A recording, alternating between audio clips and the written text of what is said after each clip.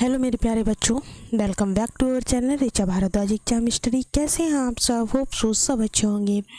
क्या हुआ बच्चों, बहुत परेशान हो? आपको आपकी तैयारी के लिए कोई भी सही प्लेटफॉर्म नहीं मिल पा रहा है, तो आप लोग मतलब कि हिंदी की जो तैयारी है वो आप इन प्रैक्टिस सेट के माध्यम से कर सकते हैं। इन प्रैक्टिस सेट में आपको सभी प्रकार के क्वेश्चंस को रखा जाता है जो आपके लिए ईजी से ईजी हो या फिर टफ़ से टफ़ हो। ठीक है, तो इस वीडियो को ज़रूर देखिएगा। चलिए स्टार्ट करते हैं अपनी आज की क्लास को। पहला क्वेश्चन क्या कह रहा है, पढ़ लेते हैं। फर्स्ट क्वेश्चन है यहाँ पर, जिसमें कोई पद प्रधान नहीं होता है तथा अन्य अर्थ प्रधान होता है, वहाँ क्या होता है?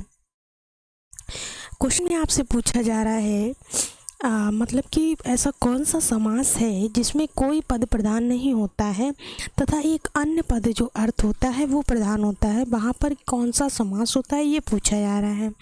ऑप्शन में दिया है कर्मधारय समास है, अव्ययीभाव समास है, तत्पुरुष समास है या फिर आपका बहुव्रीहि समास है।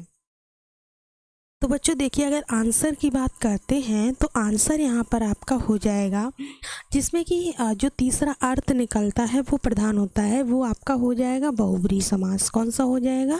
बहुव्रीहि समास हो जाएगा। इसी तरह से जो आपका होता है अव्ययीभाव समास में कौन सा पद प्रधान होता है? तो उसमें उत्तर पद प्रधान होता है। कौन सा होता है? उत्तर पद। ठीक है, चलिए नेक्स्ट क्वेश्चन देखते हैं। अगला क्वेश्चन क्या कह रहा है? नेक्स्ट क्वेश्चन है, निम्नलिखित शब्दों में से एक का अर्थ घन मतलब कारक और लिए है। मतलब कि यहाँ पर बात की जा रही है, इन चार शब्दों में से कोई ऐसा शब्द है जिसका अर्थ घन भी होता है, मतलब भी होता है, कारण भी होता है और लिए के लिए भी इसका प्रयोग किया जाता है। उस शब्द को यहाँ पर पहचानना है। वो शब्द कौन सा है? ऑप्शन में दिया है आशय है, तात्पर्य है, अर्थ है, अभिप्राय है।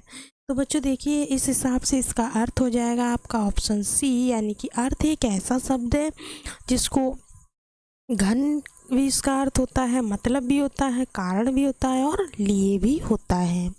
चलिए नेक्स्ट क्वेश्चन देखते हैं। अगला क्वेश्चन है हमारा,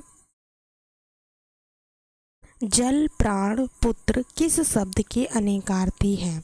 मतलब कि ऐसा कौन सा शब्द है इन चारों में से जिसको जल भी कहते हैं, प्राण भी कहते हैं, पुत्र भी कहते हैं?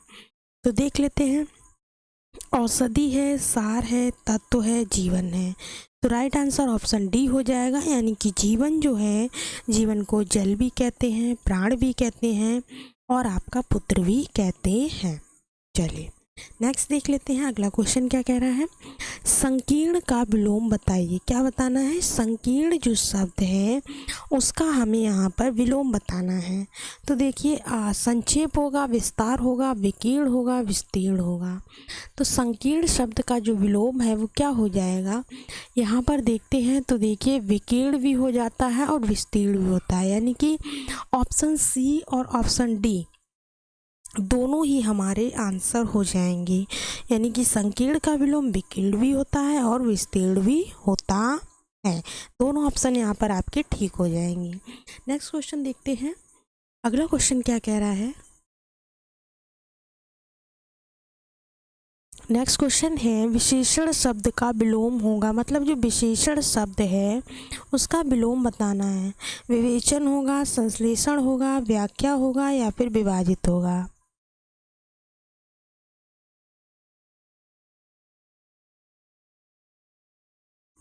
तो देखिएगा, यहाँ पर जो चार ऑप्शन दिए हैं, चारों में से जो राइट आंसर हो जाएगा वो क्या हो जाएगा? ऑप्शन बी आपका बिल्कुल ठीक हो जाएगा।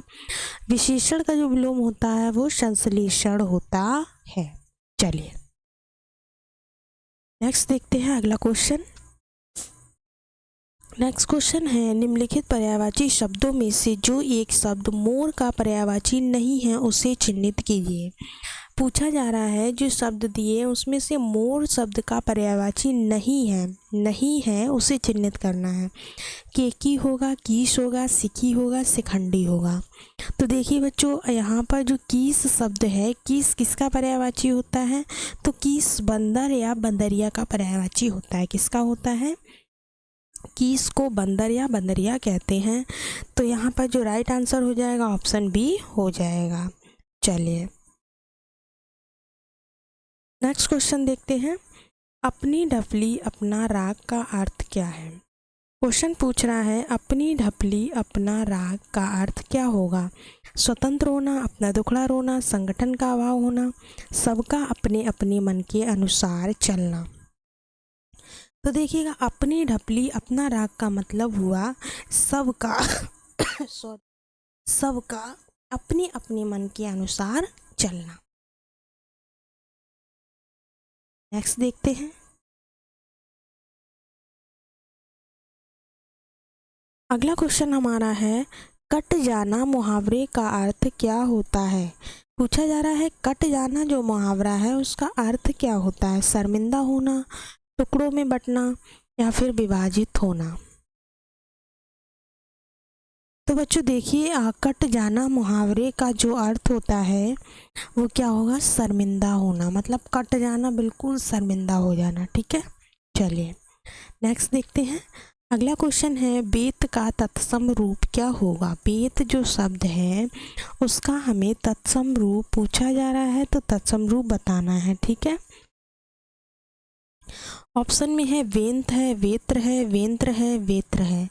तो देखिए चारों में से जो सही आंसर होगा वो क्या हो जाएगा? वो हो जाएगा आपका ऑप्शन बी, यानी कि बेत का जो तत्सम रूप होगा वो हो जाएगा वेत्र। ठीक है, चलिए नेक्स्ट क्वेश्चन देखते हैं। अगला क्वेश्चन है निम्नलिखित शब्दों में से अर्थ तत्सम शब्द को पहचानिए। किसको पहचानने की बात की जा रही है? अर्थ तत्सम शब्द को। रात्रि है, दई है, बच्चा है, कान है। तो चारों ऑप्शंस में से जो राइट आंसर हो जाएगा वो आपका ऑप्शन बी हो जाएगा, दही शब्द है। ठीक है, चलिए नेक्स्ट देखते हैं।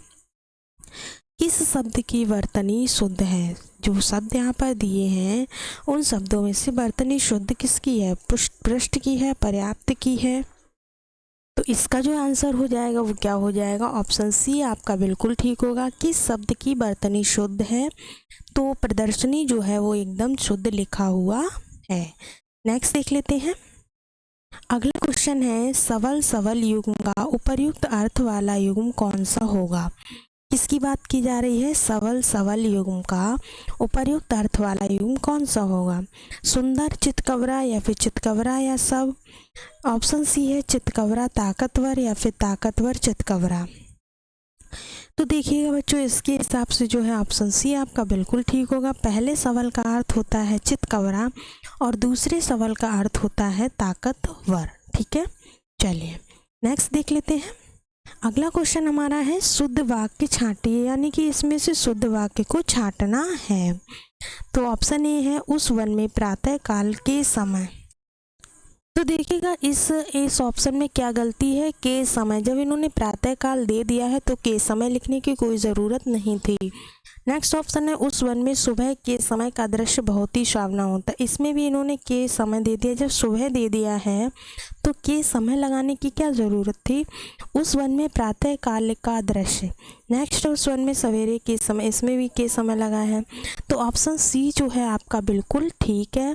उस वन में प्रातः काल का दृश्य जो है वो बहुत ही सुहावना होता था, बिल्कुल राइट आंसर है। चलिए नेक्स्ट क्वेश्चन देखते हैं। कबीरदास की भाषा कौन सी थी? यहाँ पर पूछा जा रहा है कबीरदास जो थे उनकी भाषा कौन सी थी? फटाफट से आंसर हो जाना चाहिए। व्रज थी, खड़ी बोली थी, कन्नौजी थी या सदुकड़ी? सभी को मालूम है इनकी भाषा कौन सी थी, सदुकड़ी थी। चलिए नेक्स्ट देखते हैं। अगले क्वेश्चन की तरफ मूव करते हैं। नेक्स्ट क्वेश्चन क्या कह रहा है?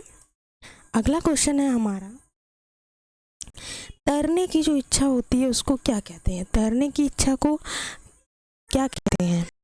ऑप्शन में दिया है आपको तरण इच्छा, तितीर्षा या फिर आपका होगा सतरेक्षणा या फिर होगा जलावतरणेक्षणा। तो देखिएगा जो तैरने की इच्छा होती है उसको क्या बोलते हैं? तो तैरने की इच्छा को हमेशा बोलेंगे तितीर्षा। क्या बोलेंगे? तितीर्षा बोलेंगे। चलिए नेक्स्ट देखते हैं। अगला क्वेश्चन है कि सब कहना जाई का कहिए, दखत तव रचना विचित्र अति समुझी, मन ही मन रही। उपरोक्त में कौन सा रस है? अब यहाँ पर रस की बात की जा रही है, रस कौन सा है? ऑप्शन में दिया है भयानक रस है, रौद्र रस है, अद्भुत रस है, या फिर आपका हास्य रस है।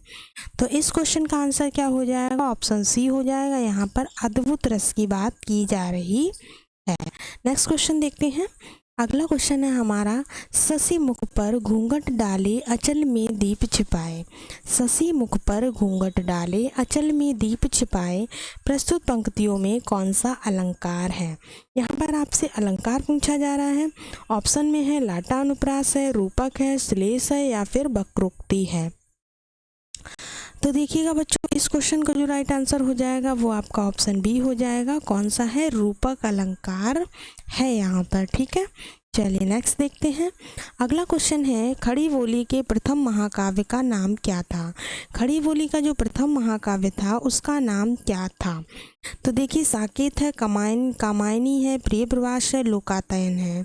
तो देखिए, खड़ी बोली का जो प्रथम महाकाव्य था उसका नाम तो था क्या? प्रिय प्रवास था। क्या था? प्रिय प्रवास। बात कर लेते हैं, साकेत किसकी रचना है? तो मैथिली शरण गुप्त की है। कामायनी किसकी रचना है? जयशंकर प्रसाद जी की है।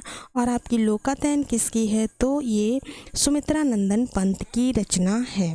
ठीक है, चलिए नेक्स्ट क्वेश्चन देखते हैं। सूरदास के गुरु कौन थे?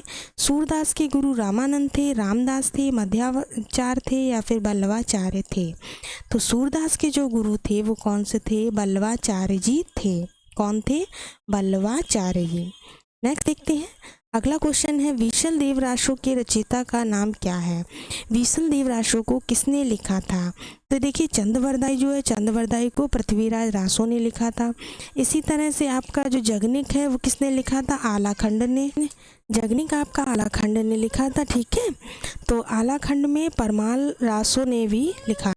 तो ये जो जगनिक का आलाखंड है इसको परमाल रासो भी कहते हैं। ठीक है ना।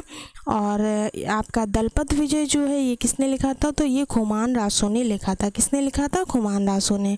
इस क्वेश्चन का जो राइट आंसर हो जाएगा वो हो जाएगा नरपत नाल। विशल देव रासो को किसने लिखा? तो नरपत नाल ने लिखा है। चलिए बच्चों, उम्मीद है आपको क्लास पसंद आई होगी। तो चैनल को लाइक, सब्सक्राइब और शेयर जरूर कर लीजिएगा।